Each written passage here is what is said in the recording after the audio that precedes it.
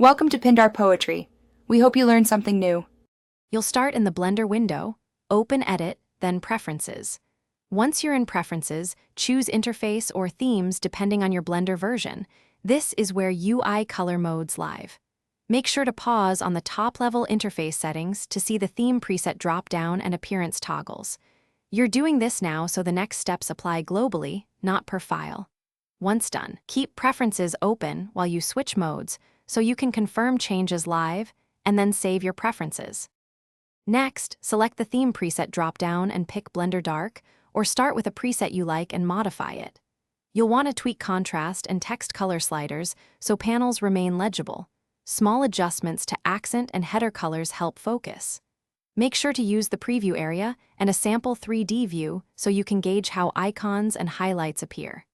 If you customize, rename the preset so you can reuse it, and don't close Preferences until you confirm everything looks right. Finally, click Save Preferences so your dark mode sticks across sessions. If colors look wrong, reset to factory settings or revert the theme preset to a stable default. This often clears corrupted theme data. If problems persist, disable recently added add-ons, as some inject UI entries with incompatible colors, then restart Blender to force a full UI reload. Keep in mind multiple monitors with different color profiles can alter perception, so verify on your primary.